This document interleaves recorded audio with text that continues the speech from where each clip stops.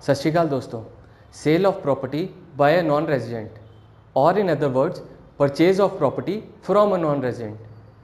दोस्तों, ये एक ऐसा ट्रांजैक्शन है जिसमें बायर और सेलर दोनों पे कुछ सेट ऑफ कंप्लाइंसेस एप्लीकेबल हैं। और इस पर्टिकुलर ट्रांजैक्शन के केस में बहुत बार ऐसा देखा गया है कि इन कंप्लायंस की प्रॉपर नॉलेज और अंडरस्टैंडिंग ना होने की वजह से बायर और सेलर को एक फाइनेंशियल लॉस हो जाता है। अगर आप कोई नॉन रेजिडेंट हैं जिन्होंने इंडिया में प्रॉपर्टी सेल करी है या आप किसी नॉन रेजिडेंट से कोई प्रॉपर्टी बाय कर रहे हैं तो इस वीडियो को एंड तक ज़रूर देखिएगा। मैं हूं सीए हरमनजीत सिंह। मैंने इस वीडियो को दो पार्ट्स में बांटा है। एक में हम बात करेंगे बायर्स के पॉइंट ऑफ व्यू की और दूसरे में बात करेंगे सेलर के पॉइंट ऑफ व्यू की। तो आइए शुरू करते हैं। अगर कोई एसएससी किसी नॉन रेजिडेंट को किसी भी प्रकार की पेमेंट करता है तो उस पर section 195 of the income tax act applicable हो जाता है। और इस सेक्शन के अंडर पेयर के ऊपर ये रिस्पॉन्सिबिलिटी बांध दी गई है कि अगर वो नॉन रेजिडेंट को कोई भी पेमेंट करता है तो उसे अप फ्रंट टीडीएस डिडक्ट करके सरकार के अकाउंट में जमा कराना होता है।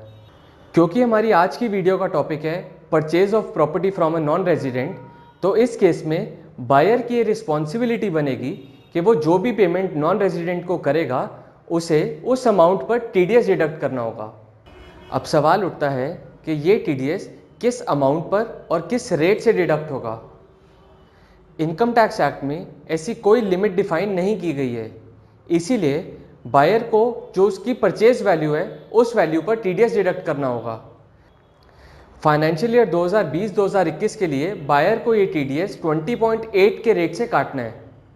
फॉर एग्जाम्पल, अगर बायर ये प्रॉपर्टी किसी नॉन रेजिडेंट से 1 करोड़ रुपए की ले रहा है तो उसे इस अमाउंट पर 20.8 के रेट से 20,80,000 रुपये डिडक्ट करके सरकार के अकाउंट में डिपॉजिट कराने पड़ेंगे। इस टीडीएस को जमा कराने के लिए बायर को पहले टैन नंबर लेना पड़ेगा और फॉर्म 27Q में इसकी क्वार्टरली रिटर्न फाइल करनी पड़ेगी। आपकी जानकारी के लिए बता दूं कि अगर हम ये प्रॉपर्टी किसी रेजिडेंट से परचेज कर रहे हैं तो ये प्रोविजंस एप्लीकेबल नहीं होंगी और इसके ऊपर मैंने एक सेपरेट वीडियो बनाया है जिसका लिंक आपको नीचे डिस्क्रिप्शन बॉक्स में मिल जाएगा। अब बात करते हैं सेलर के पॉइंट ऑफ व्यू से। अगर किसी भी इनकम का सोर्स ऑफ ओरिजिन इंडिया में है तो रेजिडेंट और नॉन रेजिडेंट दोनों को उस पर इनकम टैक्स पे करना पड़ता है। क्योंकि हमारे केस में एक नॉन रेजिडेंट अपनी प्रॉपर्टी सेल कर रहा है तो इस ट्रांजैक्शन पे जो नॉन रेजिडेंट की इनकम होगी उसे उस अमाउंट पर टैक्स देना होगा। अब ये टैक्स उस नॉन रेजिडेंट की कैपिटल गेन वैल्यू के ऊपर कैलकुलेट किया जाएगा।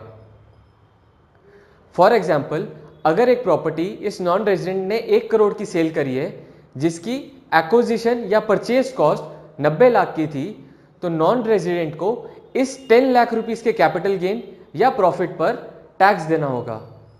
इस 10 लाख के कैपिटल गेन पे नॉन रेजिडेंट को किस रेट से टैक्स पे करना पड़ेगा ये डिपेंड करेगा कि उस प्रॉपर्टी का होल्डिंग पीरियड क्या है।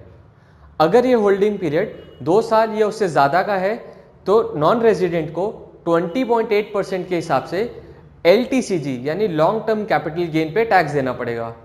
और अगर ये होल्डिंग पीरियड 2 साल से कम है तो उसे अपने स्लैब रेट पे ये टैक्स बियर करना पड़ेगा। एग्जाम्पल के लिए हम ये मान लेते हैं कि ये प्रॉपर्टी नॉन रेजिडेंट ने 2 साल से ज़्यादा होल्ड करी थी, तो इस केस में 10 लाख का 20.8% यानी 2,08,000 का नॉन रेजिडेंट को टैक्स पे करना पड़ेगा। इसी ट्रांजैक्शन पर बायर ऑलरेडी 20,80,000 का टीडीएस डिडक्ट कर चुका है। अब इस 17,72,000 के एक्सेस टीडीएस को क्लेम करने के लिए नॉन रेजिडेंट को अपनी इनकम टैक्स की रिटर्न फाइल करनी पड़ेगी और रिटर्न फाइल करने के 4 से 6 महीने के बाद उसे इसका इनकम टैक्स का रिफंड आ जाएगा। तो इस केस में हमने देखा कि जो फंड्स टीडीएस की फॉर्म में ब्लॉक हो जाते हैं उस अमाउंट का नॉन रेजिडेंट को एक फाइनेंशियल लॉस हो जाता है। इस फाइनेंशियल लॉस से बचने के लिए non resident income tax department के पास सर्टिफिकेट ऑफ लोअर डिडक्शन की एप्लीकेशन फाइल कर सकता है और इस एप्लीकेशन के साथ उसे अपनी टैक्स कैलकुलेशंस और सपोर्टिंग एविडेंसेस लगाने पड़ेंगे। इस एप्लीकेशन को प्रोसेस करने में इनकम टैक्स डिपार्टमेंट 15 से 30 दिन का टाइम ले सकता है और नॉन रेजिडेंट को एक सर्टिफिकेट इशू कर सकता है जिसके अंडर बायर को स्पेसिफिक डायरेक्शंस दी जाएंगी कि वो लोअर रेट पे टीडीएस डिडक्ट करे। ऐसी सिचुएशन में बायर को 20.8% का रेट ना फॉलो करते हुए इस लोअर रेट पे टीडीएस डिडक्ट करना पड़ेगा।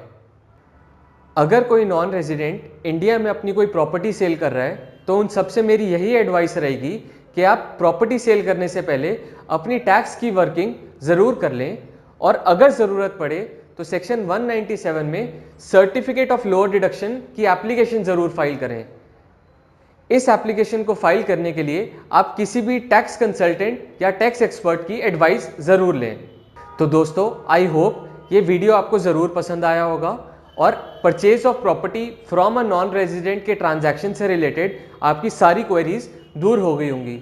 फिर भी अगर आपकी कोई भी क्वेरी हो तो आप नीचे कमेंट सेक्शन पे ज़रूर लिख सकते हैं। तो दोस्तों, अगर आपको ये वीडियो पसंद आया तो इसे लाइक और अपने फ्रेंड्स के साथ शेयर ज़रूर करें और ऐसे ही इनकम टैक्स के कंप्लायंस से रिलेटेड और जानकारी पाते रहने के लिए आप मेरे चैनल को ज़रूर सब्सक्राइब करें। Thank you.